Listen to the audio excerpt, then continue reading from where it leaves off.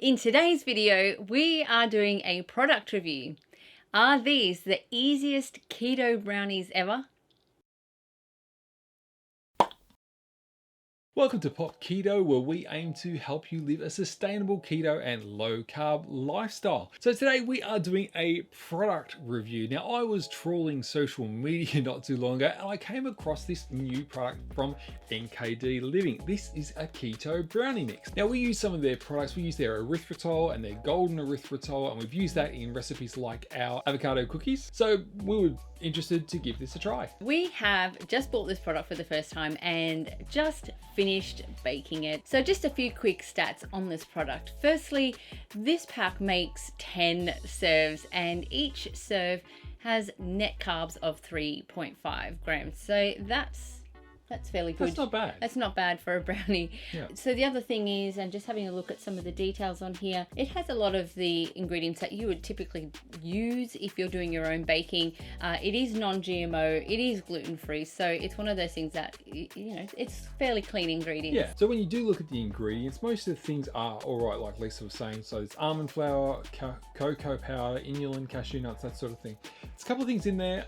There's erythritol, which we give a thumbs up. We use that in our own baking a lot. There's stevia in there, stevia glycosides. Personally, we don't love the taste of stevia. But we know a lot of people who do really love stevia. Absolutely, so, yeah. And it is a really good low carb ingredient. Yeah. It gives you that sweetness, but there is an aftertaste for it. So it's one of those things where if it's for you, it's really for you. If it's not, that's fine too. The other ingredient in there that we wanted to sort of highlight is rice flour. Now, normally we would avoid something with rice flour in it, rice being a starchy ingredient, but with the carbs being 3.5 net carbs per brownie, we're willing to give it a shot. If this is an easy, delicious brownie, then, you know, why not? Nice to have a little treat every now and then. That's it. And actually putting it together was really quite easy. So first thing we did, we got out our 20 by 20 centimeter pan and we lined it using butter and baking paper. I like to make sure that I grease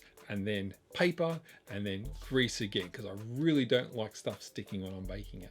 So then it's really just a case of putting it into the bowl. So you just empty the brownie mixture into the bowl, and then you add a couple of fresh eggs, large eggs they suggest on the packaging. We had large eggs, so that worked out nicely.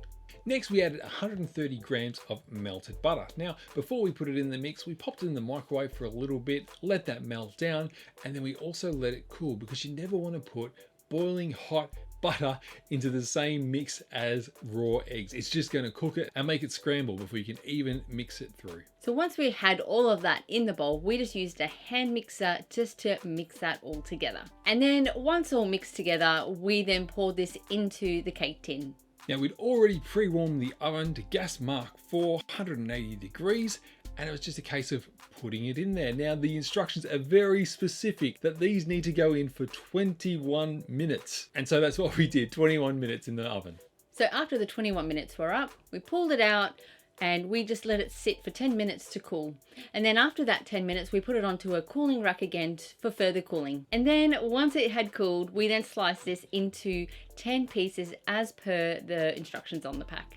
And so that's what we ended up with, some nice brownies. So a couple of things to chat about. They were so easy to put together. They were so easy to put together. So if you think you can't bake, don't worry, these are dead easy to put together. So it's just really the mixture, putting in the eggs, the butter, mix it into the cake tin and into the oven. So dead easy. There's really not a lot of place you can go wrong there. Yeah. So when we opened the pack and emptied it into the bowl, one of the first things you notice, you can actually see the little nut chunks in there. So that's really cool to see. But also immediately you get this smell of chocolate and actually a caramelly smell from it.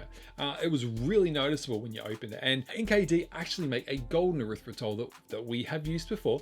And I wonder if they use a little bit of that in this mixture to give it that sort of caramel smell. So once we'd finished the preparation, we noticed just as we poured that into the cake tin that the batter was quite thick, but that was good. And also when we were licking the beaters at the end, you have to do that. You have to, it's the law.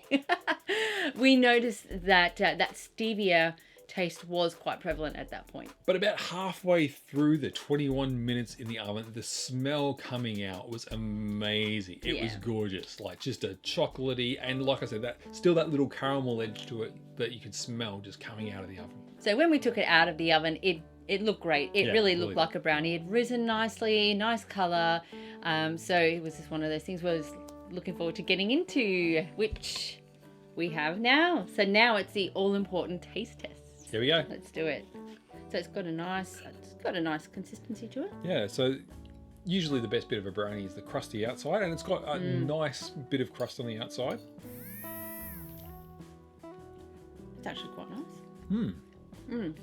So the top has a nice little crunch to it. Yep. And then you've got those little bits of nuts. I think they were cashews, weren't they? Yeah, they're actually quite nice. So that's sprinkled throughout to give it a nice little bit of a crunchy texture as well. Nice and chocolatey. We mentioned the stevia, and I was a bit concerned that it was going to be overpowering. I can still taste it, but it's actually, for me, I don't think it's too bad. It's not as strong as it was when we were mixing it in the container and licking the beaters. Now, that's not to say there is no stevia taste. There is a little bit of stevia aftertaste. Yeah. But it's actually really quite nice. If you were to have this with some whipped cream with a little bit of vanilla in it, that would go really nice. Maybe even a couple of raspberries. That would be really good. Yeah. So this is really good if you're really not wanting to get into making something from scratch. It's good to have in the pantry so that if you, you've got someone coming over and you want to quickly whip up a little treat, this is perfect. And like we said, you get 10 servings out of it. Yeah.